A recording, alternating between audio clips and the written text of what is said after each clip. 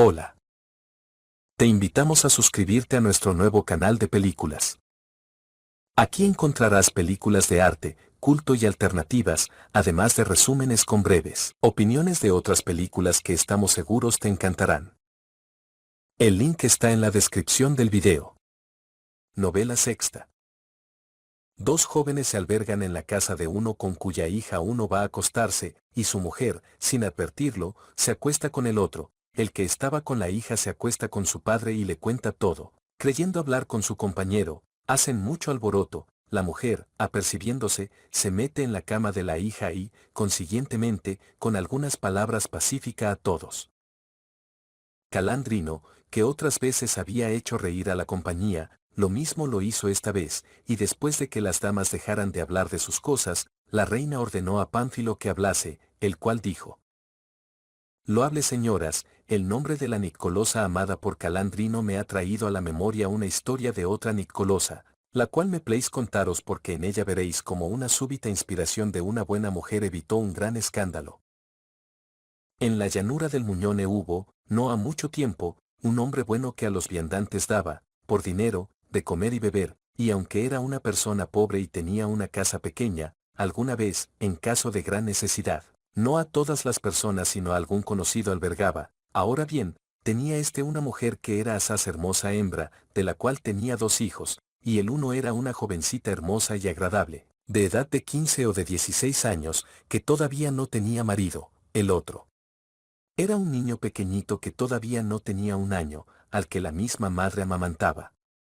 A la joven le había echado los ojos encima un jovenzuelo apuesto y placentero y hombre noble de nuestra ciudad, el cual mucho andaba por el barrio y fogosamente la amaba, y ella, que de ser amada por un joven tal como aquel mucho se gloriaba, mientras en retenerlo en su amor con placenteros gestos se esforzaba, de él igualmente se enamoró. Y muchas veces con gusto de cada una de las partes hubiera tenido efecto aquel amor si Pinuccio, que así se llamaba el joven, no hubiera sentido disgusto en causar la deshonra de la joven y de él. Pero de día en día multiplicándose su ardor, le vino el deseo a Pinuccio de reunirse con ella, y le vino al pensamiento encontrar el modo de albergarse en casa de su padre, pensando, como quien la disposición de la casa de la joven sabía, que si aquello hiciera, podría ocurrir que estuviese con ella sin que nadie se apercibiese, y en cuanto le vino al ánimo, sin dilación lo puso en obra. Él, junto con un fiel amigo llamado Adriano, que este amor conocía, cogiendo un día al caer la noche dos rocines de alquiler y poniéndoles encima dos valijas, tal vez llenas de paja, salieron de Florencia, y dando una vuelta, cabalgando, a la llanura del Muñone llegaron siendo ya de noche, y entonces, como si volviesen de Romaña, dándose la vuelta, hacia las casas se vinieron y a la del buen hombre llamaron, el cual, como quien muy bien conocía a los dos, abrió la puerta prontamente. Al que Pinuccio dijo: Mira, tienes que darnos albergue esta noche, pensábamos poder entrar en Florencia, y no hemos podido apurarnos tanto que a tal hora como es hayamos llegado. A quien el posadero repuso: Pinuccio, bien sabes qué comodidad tengo para albergar a hombres tales como sois vosotros, pero como esta hora os ha alcanzado aquí y no hay tiempo para que podáis ir a otro sitio, os daré albergue de buena gana como pueda. Echando pie a tierra, pues, los dos jóvenes, y entrando en el albergue, primeramente acomodaron sus rocines y luego, habiendo ellos llevado la cena consigo, cenaron con el huésped.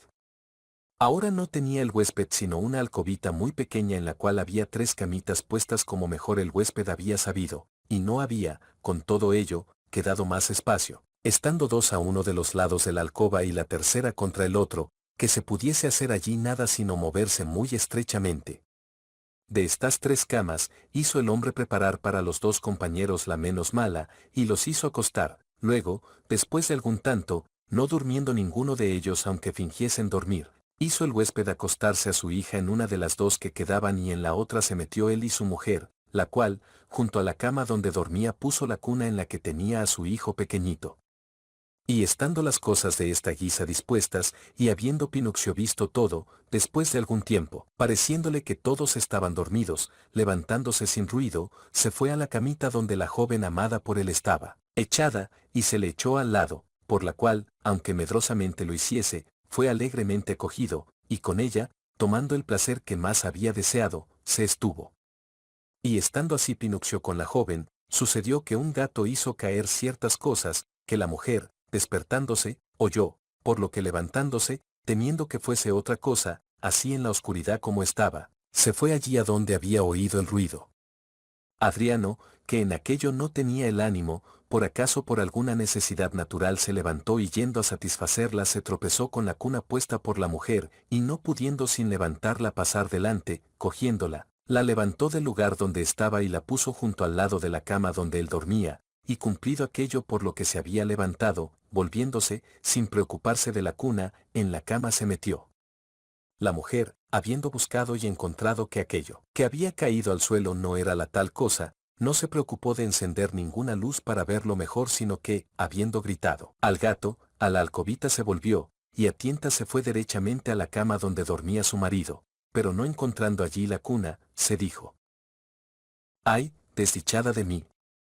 Mira lo que hacía, a fe que me iba derechamente a la cama de mis huéspedes.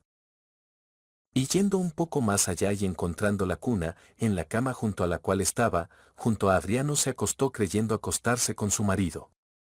Adriano, que todavía no se había dormido, al sentir esto la recibió bien y alegremente, y sin decir palabra tensó la ballesta y la descargó de un solo golpe con gran placer de la mujer. Y estando así, temiendo Pinuccio que el sueño le sorprendiese con su joven, habiendo el placer logrado que deseaba, para volverse a dormir a su cama se levantó de su lado y, yendo a ella, encontrando la cuna, creyó que era aquella la del huésped, por lo que, avanzando un poco más, se acostó con el huésped, que con la llegada de Pinuccio se despertó. Pinuccio, creyendo estar al lado de Adriano, dijo: bien te digo que nunca hubo cosa tan dulce como Nicolosa. Por el cuerpo de Cristo, he tenido con ella el mayor placer que nunca un hombre tuvo con mujer, y te digo que he bajado 6 veces a la villa desde que me fui de aquí. El huésped, oyendo estas noticias y no gustándole demasiado, se dijo primero: ¿qué diablos hace este aquí? Después, más airado que prudente, dijo: Pinuccio, la tuya ha sido una villanía y no sé por qué tienes que hacerme esto, pero por el cuerpo de Cristo me la vas a pagar. Pinuccio, que no era el joven más sabio del mundo, al darse cuenta de su error no corrió a enmendarlo como mejor hubiera podido, sino que dijo: ¿qué te voy a pagar? ¿Qué podrías hacerme? La mujer del huésped, que con su marido creía estar, dijo a Adriano: ay, mira a nuestros huéspedes que están riñendo por no sé qué. Adriano, riendo, repuso: déjalos en paz y que Dios los confunda, bebieron demasiado anoche. La mujer, pareciéndole haber oído a su marido gritar y oyendo a Adriano, incontinenti conoció dónde había estado y con quién, por lo cual, como discreta, sin decir palabra, súbitamente se levantó, y cogiendo la cuna de su hijito, como ninguna luz se viese en la alcoba, por conjetura la llevó junto a la cama donde dormía su hija y con ella se acostó, y, como despertándose con el barullo del marido, le llamó y le preguntó qué riña se traía con Pinuccio. El marido respondió: ¿no le oyes lo que dice que ha hecho esta noche con Nicolosa? La mujer dijo: miente con toda la boca, que con Nicolosa no se ha acostado, que yo me he acostado aquí en el momento en que no he podido dormir ya, y tú eres un animal por creerle.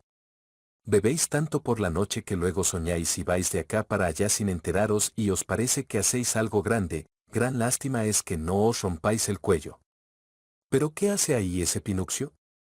¿Por qué no se está en su cama? Por otra parte, Adriano, viendo que la mujer discretamente su deshonra y la de su hija tapaba, dijo: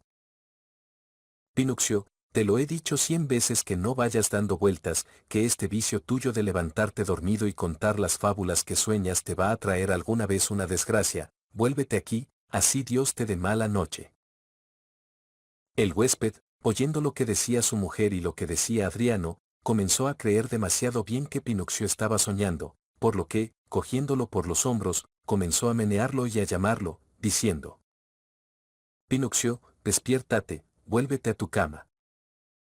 Pinuccio, habiendo oído lo que se había dicho, comenzó, a guisa de quien soñase, a entrar en otros desatinos, de lo que el huésped se reía con las mayores ganas del mundo. Al final, sintiendo que lo meneaban, hizo semblante de despertarse, y llamando a Adriano dijo: «Es ya de día, ¿qué me llamas?». Adriano dijo: «Sí, ven aquí». Él, fingiendo y mostrándose muy somnoliento, por fin se levantó de junto a su huésped y se volvió a la cama con Adriano. Y venido el día y levantándose el huésped, comenzó a reírse y a burlarse de él y de sus sueños. Y así, de una broma en otra, preparando los dos jóvenes sus rocines y poniendo sobre ellos sus valijas y habiendo bebido con el huésped, montando de nuevo a caballo se vinieron a Florencia, no menos contentos del modo en que la cosa había sucedido que de los efectos de la cosa. Y luego después, encontrando otros modos, Pinuccio se encontró con Nicolosa, la cual afirmaba a su madre que éste verdaderamente había soñado, por la cual cosa la mujer, acordándose de los abrazos de Adriano, a sí misma se decía que era la única en haber velado. Novela séptima. Talano de Imola sueña que un lobo desgarra toda la cara y la garganta de su mujer, le dice que tenga cuidado, ella no lo hace y le sucede así.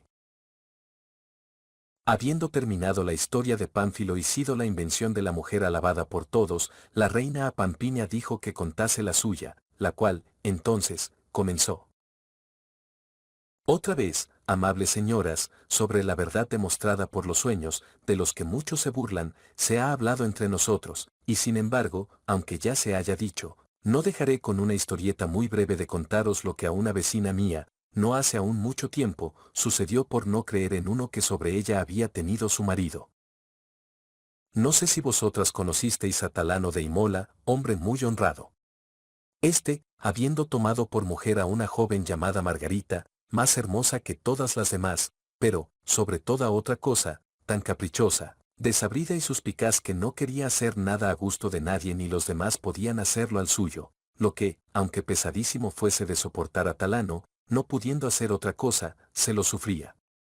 Ahora bien, sucedió una noche, estando Talano con esta Margarita suya en el campo, en una de sus posesiones, que estando él durmiendo le pareció ver a su mujer ir por un bosque muy hermoso que tenían no muy lejos de su casa, y mientras la veía andar así, le pareció que de una parte del bosque salía un grande y feroz lobo, el cual prestamente se le arrojaba a la garganta y la tiraba a tierra, y ella, pidiendo ayuda, se esforzaba en arrancarse de él, y cuando salió de sus fauces, toda la cara y la garganta le pareció que tenía destrozadas. El cual, levantándose a la mañana siguiente, dijo a su mujer: «Mujer, aunque tu suspicacia no haya permitido nunca que pase yo un solo día en paz contigo, sentiría mucho que te sucediese algún mal, y por ello, si confías en mi juicio, no saldrás hoy de casa». Y preguntándole ella el por qué, ordenadamente le contó su sueño. La mujer, moviendo la cabeza, dijo: «Quien mal te quiere mal te sueña, mucho te compadeces de mí, pero me sueñas como querrías verme, y por cierto que me guardaré, hoy y siempre, de darte gusto con este o con otro daño mío». Dijo entonces Talano: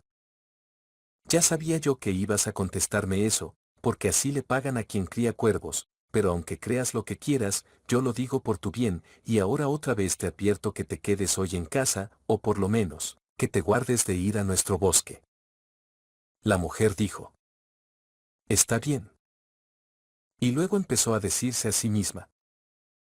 «¿Has visto con qué malicia se cree haberme metido miedo de ir hoy a nuestro bosque, donde seguro que debe haberle dado una cita a cualquier desgraciada, y no quiere que lo encuentre allí?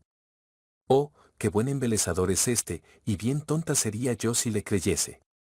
Pero con certeza no lo conseguirá, tengo que ver yo, aunque deba estar allí todo el día, qué clase de comercio es el que quiere hacer hoy». Y como hubo dicho esto, saliendo el marido por una puerta de la casa, salió ella por otra, y lo más ocultamente que pudo, sin dilación se fue al bosque y allí, en la parte que más follaje había, se escondió, estando atenta y mirando, ora aquí, ora allí por ver si veía venir a alguien. Y mientras de esta guisa estaba, sin ningún temor del lobo, he aquí que de un matorral tupido sale un lobo grande y terrible y ni pudo ella, cuando lo vio, decir sino: «Señor, ayúdame». Cuando el lobo ya se le había arrojado a la garganta y, cogiéndola con fuerza, comenzó a llevársela de allí como si fuese un pequeño corderito. Ella no podía gritar, tan oprimida tenía la garganta, ni de otra manera defenderse, por lo que, llevándosela el lobo, sin falta la habría estrangulado si no se hubiera topado con algunos pastores, los cuales, gritándole, le obligaron a soltarla, y ella, mísera y desdichada, reconocida por los pastores y llevada a su casa, luego de largo esfuerzo fue curada por los médicos, pero no tanto que toda la garganta y una buena parte de la cara no se quedasen estropeadas de tal manera que siendo primero hermosa, se quedó luego siendo siempre feísima y deforme. Por lo que ella, avergonzándose de aparecer donde fuese vista, muchas veces miserablemente lloró su suspicacia y el no haber, en aquello que nada le costaba, prestado fe al veraz sueño de su marido. Novela octava.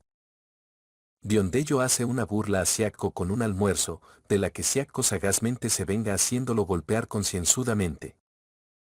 Universalmente todos los de la alegre compañía dijeron que lo que Talano había visto durmiendo no había sido un sueño sino una visión, si es que exactamente, sin faltar nada, había sucedido. Pero, callándose todos, ordenó la reina a Laureta que siguiese, la cual dijo: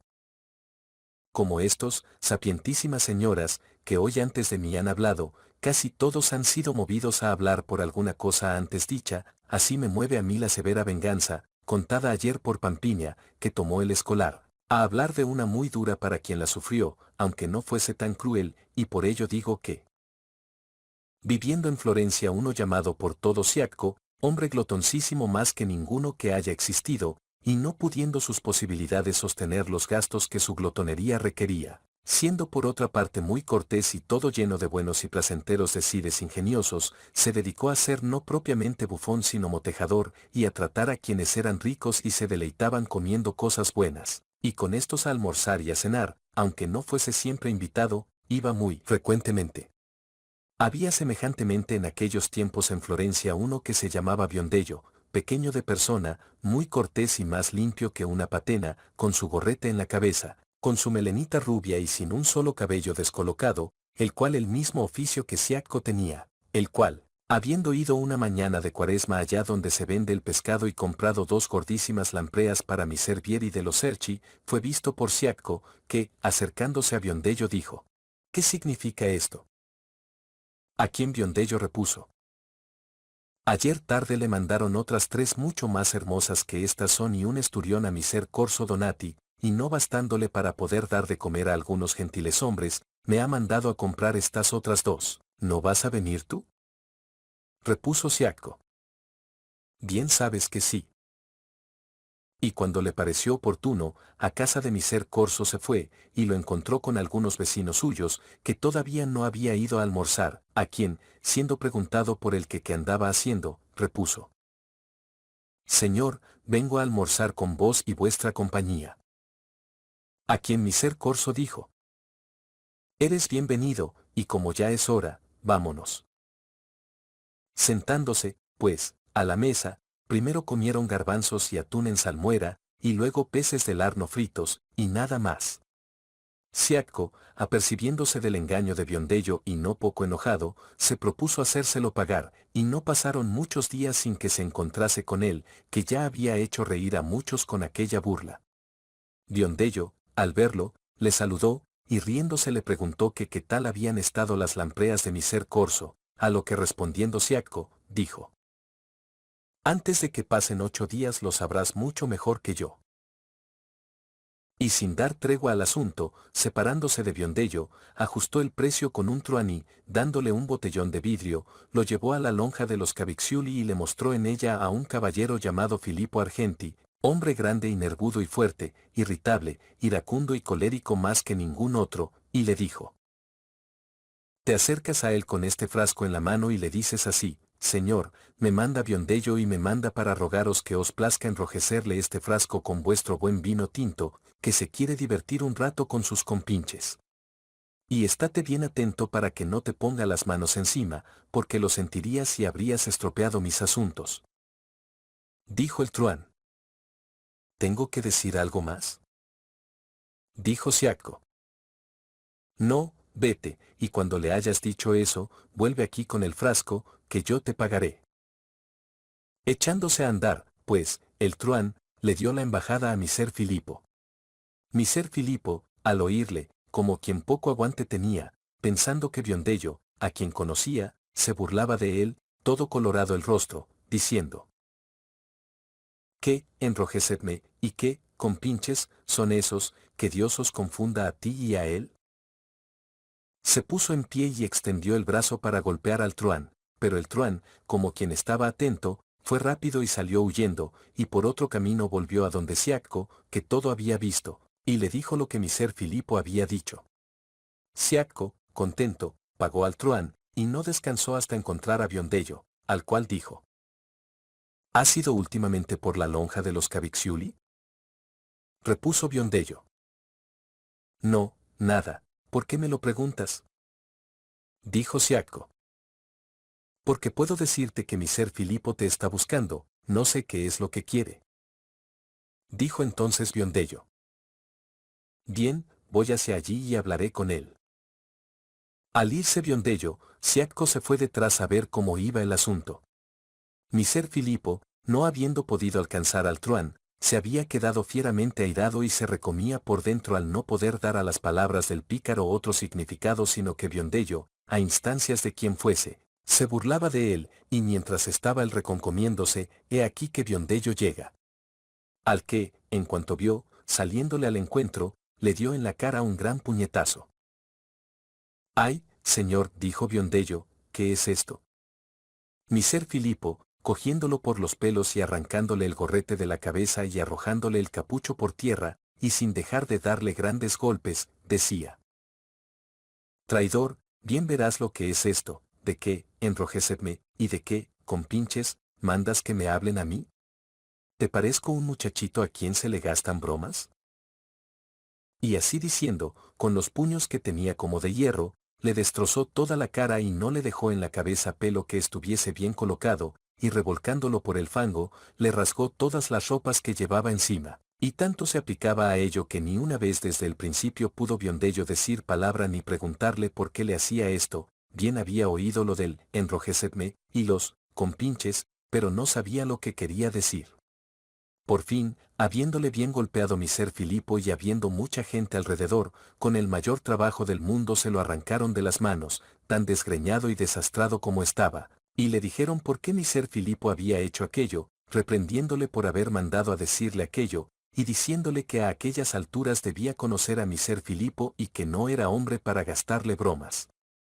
Biondello, llorando, se excusaba y decía que nunca había mandado a pedirle vino a Miser Filipo, y luego que un poco se hubo compuesto, triste y dolorido se volvió a casa, pensando que aquello había sido obra de Siacco. Y después de que tras muchos días, desaparecidos, los cardenales del rostro, comenzó a salir de casa, sucedió que lo encontró Siacco, y riéndose le preguntó: «Biondello, ¿qué tal te pareció el vino de Miser Filipo?». Repuso Biondello: «Así debían haberte parecido a ti las lampreas de Miser Corso». Entonces dijo Siacco: «Ahora depende de ti, siempre que quieras hacerme comer tan bien como me hiciste, te daré de beber tan bien como te he dado». Biondello, que sabía que contra Siacco más podía tener mala voluntad que malas obras, rogó a Dios que le diese su paz, y, de allí en adelante se guardó de burlarse de él. Novela novena. Dos jóvenes piden consejo a Salomón, el uno de cómo puede ser amado, el otro de cómo debe a la mujer terca, al uno le responde que ame y al otro que vaya al puente de la Oca. Nadie más que la reina, si quería respetarse el privilegio concedido a Dioneo, quedaba por novelar, la cual, después de que las damas hubieron mucho reído del desdichado Biondello, alegre, comenzó a hablar así: «Amables señoras, si con mente recta miramos el orden de las cosas, muy fácilmente conoceremos que toda la universal multitud de las mujeres está a los hombres sometida por la naturaleza y por las costumbres y por las leyes, y que según el discernimiento de estos conviene que se rijan y gobiernen, y por ello, todas las que quieran tranquilidad, consuelo y reposo tener con los hombres a quienes pertenecen, deben ser con ellos humildes, pacientes y obedientes, además de honestas, lo que es especial tesoro de cada una. Y si en cuanto a esto las leyes, que al bien común miran en todas las cosas, no nos enseñasen, y el uso y la costumbre que queremos decir, cuyas fuerzas son grandísimas y dignas de ser reverenciadas, La naturaleza muy abiertamente lo muestra, que nos ha hecho en el cuerpo delicadas y blandas, en el ánimo tímidas y miedosas, en las mentes benignas y piadosas, y nos ha dado flacas las corporales fuerzas, las voces amables y los movimientos de los miembros suaves. Cosas todas que testimonian que tenemos necesidad del gobierno ajeno. ¿Y quién tiene necesidad de ser ayudado y gobernado? Toda razón quiere que sea obediente y que esté sometido y reverencia a su ayudador y gobernador, ¿y quienes nos ayudan y gobiernan a nosotras sino los hombres? Pues a los hombres debemos, sumamente honrándoles, someternos, y la que de esto se aparte estimo que sea dignísima no solamente de dura reprensión, sino también de áspero castigo.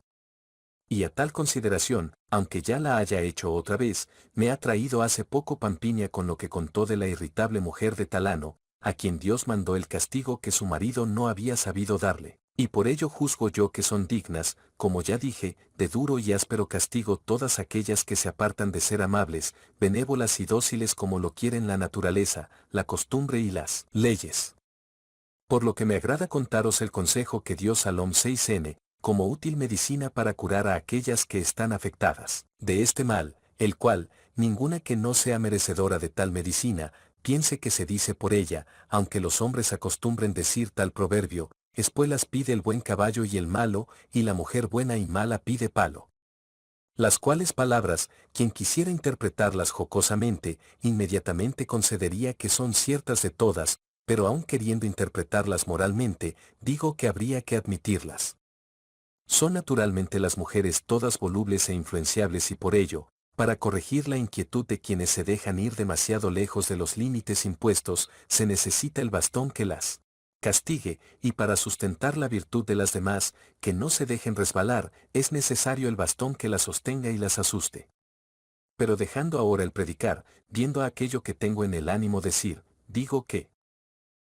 habiéndose ya extendido por todo el universo mundo la altísima fama de la maravillosa discreción de Salomón y el liberalísimo uso que de ella hacía para quien quería conocerla por propia experiencia, muchos acudían a él por consejo en sus estrechísimas y arduas necesidades desde diversas partes del mundo, y entre los otros que a ello iba, se puso en camino un joven cuyo nombre era Meliso, muy noble y rico, de la ciudad de Layaso, de donde era él y donde vivía. Y cabalgando hacia Jerusalén, sucedió que, al salir de Antioquia, con otro joven llamado Josefo, el cual aquel mismo camino llevaba que él hacía, cabalgó durante algún tiempo, y como es la costumbre de los viajeros, comenzó a entrar con él en conversación. Habiéndole dicho ya Josefo a Meliso cuál era su condición y de dónde venía, a dónde iba y a qué le preguntó, al cual, dijo Josefo que iba a Salomón, para pedirle consejo de lo que debía hacer con su mujer, que era más que ninguna otra mujer terca y mala, a quien él, ni con ruegos ni con halagos ni de ninguna otra manera podía sacar de su obstinación. Y luego, él por su parte, de dónde era y a dónde iba y para qué le preguntó, al cual respondió Meliso. Yo soy del Layaso, y como tú tienes una desgracia yo tengo otra, yo soy un hombre rico y gasto lo mío en sentar a mi mesa y honrar a mis conciudadanos, y es cosa rara y extraña pensar que, a pesar de todo esto, no puedo encontrar a nadie que me quiera bien, y por ello voy donde vas tú, para pedir consejo de cómo pueda hacer que sea amado. Caminaron, pues, juntos los dos compañeros y, llegados a Jerusalén, por mediación de uno de los varones de Salomón, fueron llevados ante él, al cual brevemente Meliso expuso su necesidad, a quien Salomón repuso: ama. Y dicho esto, prestamente Meliso fue obligado a salir de allí, y Josefo dijo aquello por lo que estaba allí, al cual Salomón nada respondió sino: ve al puente de la Oca.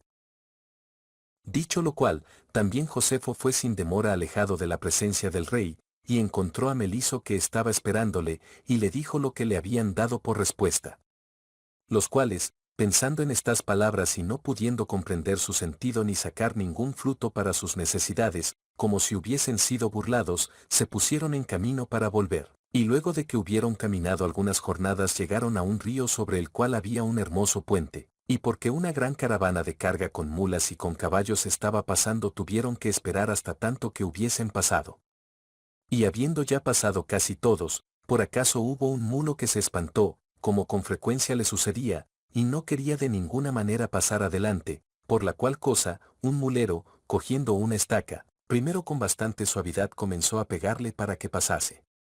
Pero el mulo, ora de esta parte del camino, ora de aquella atravesándose, y a veces retrocediendo, de ninguna manera pasar. Quería, por la cual cosa el mulero, sobremanera airado, comenzó con la estaca a darle los mayores golpes del mundo, ora en la cabeza, ora en los flancos y ora en la grupa, pero todo era inútil. Por lo que Meliso y Josefo, que estaban mirando esta cosa, decían al mulero: «Ah, desdichado, ¿qué haces? ¿Quieres matarlo? ¿Por qué no pruebas a conducirlo bien y tranquilamente? Irá antes que si lo golpeas como estás haciendo». A quienes el mulero respondió: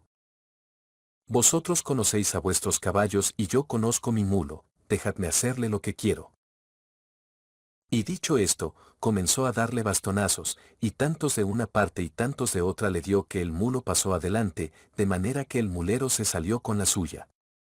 Estando, pues, los dos jóvenes a punto de seguir, preguntó Josefo a un buen hombre, que estaba sentado al empezar el puente, que cómo se llamaba aquello, al cual el buen hombre repuso: «Señor, esto se llama el puente de la Oca». Lo que, como hubo oído Josefo, se acordó de las palabras de Salomón y le dijo a Meliso: «Pues te digo, compañero, que los consejos que me ha dado Salomón podrían ser buenos y verdaderos porque muy claramente conozco que no sabía pegar a mi mujer, pero este mulero me ha enseñado lo que tengo que hacer». De allí a algunos días llegados a Antioquia, retuvo Josefo a Meliso para que descansase algunos días con él, y siendo muy fríamente recibido por su mujer, le dijo que hiciese preparar la cena tal como Meliso le dijera, el cual, como vio que Josefo eso quería, se lo explicó. La mujer, tal como había hecho en el pasado, no como Meliso le había dicho, sino todo lo contrario hizo, lo que viendo Josefo, enojado, dijo: «¿No se te ha dicho de qué manera debías hacer esta cena?». La mujer, respondiéndole orgullosamente, dijo: «¿Pues qué quiere decir esto?». «Ah, no cenes si no quieres cenar. Si se me dijo de otra manera a mí me ha parecido hacerlo así, si te place, que te plazca, si no, aguántate». Maravillóse Meliso de la respuesta de la mujer y mucho se la reprobó. Josefo, al oír esto, dijo: «Mujer, sigues siendo lo que eras, pero créeme que te haré cambiar de maneras». Y volviéndose a Meliso dijo: «Amigo, pronto vamos a ver qué tal ha sido el consejo de Salomón, pero te ruego que no te sea duro verlo ni pensar que es broma lo que voy a hacer. Y para que no me lo impidas, acuérdate de la respuesta que nos dio el mulero cuando de su mulo nos daba compasión». Al cual Meliso dijo: «Yo estoy en tu casa, donde no entiendo separarme de lo que gustes». Josefo, buscando un bastón redondo de una encina joven, se fue a su alcoba, a donde la mujer, que con cólera se había levantado de la mesa, se había ido rezongando, y cogiéndola por las trenzas la arrojó a sus pies y comenzó a golpearla fieramente con este bastón. La mujer empezó primero a gritar y después a amenazar, pero viendo que con todo Josefo no cejaba, toda dolorida comenzó a pedir merced por Dios para que no la matase, diciendo además que nunca dejaría de hacer su gusto. Josefo, a pesar de todo esto, no cesaba sino que con más furia una vez que la anterior o en el costado o en las ancas o en los hombros golpeándola fuertemente le andaba asentando las costuras, y no se quedó quieto hasta que se cansó, y en resumen, ningún hueso ni ninguna parte quedó en el cuerpo de la buena mujer que machacada no tuviese, y hecho esto, volviéndose con Meliso, dijo: «Mañana veremos cómo resulta el consejo de, vete al puente de la Oca». Y descansando un tanto y lavándose después las manos, con Meliso cenó y cuando fue hora se fueron a acostar. La pobrecita mujer con gran trabajo se levantó del suelo y se arrojó sobre la cama, donde descansando lo mejor que pudo, a la mañana siguiente, levantándose tempranísimo, hizo preguntar a Josefo que qué quería que hiciese para almorzar. Él, riéndose de aquello junto con Meliso, se lo explicó, y luego, cuando fue hora, al volver, óptimamente todas las cosas y según la orden dada encontraron hechas, por la cual cosa el primer consejo para sus males que habían oído sumamente alabaron. Y luego de algunos días, separándose Meliso de Josefo y volviendo a su casa, a uno que era un hombre sabio le dijo lo que Salomón le había dicho, el cual le dijo: «Ningún consejo más verdadero ni mejor podía darte. Sabes bien que tú no amas a nadie, y los honores y los favores que haces los haces no por amor que tengas a nadie sino por pompa. Ama, pues, como Salomón te dijo, y serás amado. Así pues, fue corregida la irascible mujer, y el joven, amando, fue amado. Novela 10. Don Gianni, a instancias de compadre Pietro, hace un encantamiento para convertir a su mujer en una yegua, y cuando va a pegarle la cola, compadre Pietro, diciendo que no quería cola, estropea todo el encantamiento. Esta historia contada por la reina hizo un poco murmurar a las mujeres y reírse a los jóvenes, pero luego de que se callaron, Dioneo así empezó a hablar. Gallardas señoras, entre muchas blancas palomas añade más belleza un negro cuervo que lo haría un cándido cisne, y así entre muchos sabios algunas veces uno menos sabio es no solamente un acrecentamiento de esplendor y hermosura para su madurez, sino también deleite y solaz. Por la cual cosa, siendo todas vosotras discretísimas y moderadas, yo, que más bien huelo a bobo, haciendo vuestra virtud más brillante con mi defecto, más querido debe seros que si con mayor valor a aquella hiciera oscurecerse, y por consiguiente, mayor libertad debo tener en mostrarme tal cual soy, y más pacientemente debe ser por vosotras sufrido que lo debería si yo más sabio fuese, contando aquello que voy a contar. Os contaré, pues, una historia no muy larga en la cual comprenderéis cuán diligentemente conviene observar las cosas impuestas por aquellos que algo por arte de magia hacen y cuando un pequeño fallo cometido en ello estropea todo lo hecho por el encantador. El año pasado hubo en Barletta un cura llamado Don Gianni de Barolo el cual, porque tenía una iglesia pobre, para sustentar su vida comenzó a llevar mercancía con una yegua acá y allá por las ferias de Apulia y a comprar y a vender. Y andando así trabó estrechas amistades con uno que se llamaba Pietro de Tresanti, que aquel mismo oficio hacía con un asno suyo, y en señal de cariño y de amistad, a la manera apulense no lo llamaba sino compadre Pietro, y cuántas veces llegaba a Barletta lo llevaba a su iglesia y allí lo albergaba y como podía lo honraba. Compadre Pietro, por otra parte, siendo pobrísimo, y teniendo una pequeña cabaña en Tresanti, apenas bastante para él y para su joven y hermosa mujer y para su burro, cuántas veces don Gianni por Tresanti aparecía, tantas se lo llevaba a casa y como podía, en reconocimiento del honor que de él recibía en Barletta, lo honraba. Pero en el asunto del albergue, no teniendo el compadre Pietro sino una pequeña yacija en la cual con su hermosa mujer dormía, honrar no lo podía como quería, sino que en un pequeño establo estando junto a su burro echada la yegua de don Gianni, tenía que acostarse sobre la paja junto a ella. La mujer, sabiendo el honor que el cura hacía a su marido en Barletta, muchas veces había querido, cuando el cura venía, ir a dormir con una vecina suya que tenía por nombre Cita Carapresa de juez Leo, para que el cura con su marido durmiese en la cama, y se lo había dicho muchas veces al cura, pero él nunca había querido, y entre las otras veces una le dijo: Comadre Gemmata, no te preocupes por mí, que estoy bien, porque cuando me pleis a esta yegua la convierto en una hermosa muchacha y me estoy con ella, y luego, cuando quiero, la convierto en yegua, y por ello no me separaré de ella. La joven se maravilló y se lo creyó, y se lo dijo al marido, añadiendo: Si es tan íntimo tuyo como dices, ¿por qué no haces que te enseñe el encantamiento para que puedas convertirme a mí en yegua y hacer tus negocios con el burro y con la yegua y ganaremos el doble? Y cuando hayamos vuelto a casa podrías hacerme otra vez mujer como soy. Compadre Pietro, que era más bien corto de alcances, creyó este asunto y siguió su consejo, y lo mejor que pudo comenzó a solicitar de don Gianni que le enseñase aquello. Don Gianni se ingenió mucho en sacarlo de aquella necedad, pero no pudiendo, dijo: Bien, puesto que lo queréis, mañana nos levantaremos, como solemos, antes del alba, y os mostraré cómo se hace. Es verdad que lo más difícil en este asunto es pegar la cola, como verás. El compadre Pietro y la comadre Gemmata, casi sin haber dormido aquella noche, con tanto deseo este asunto esperaban que en cuanto se acercó el día se levantaron y llamaron a don Gianni, el cual, levantándose en camisa, vino a la alcobita del compadre Pietro y dijo: No hay en el mundo nadie por quien yo hiciese esto sino por vosotros, y por ello, ya que os pleis, lo haré. Es verdad que tenéis que hacer lo que yo os diga si queréis que salga bien.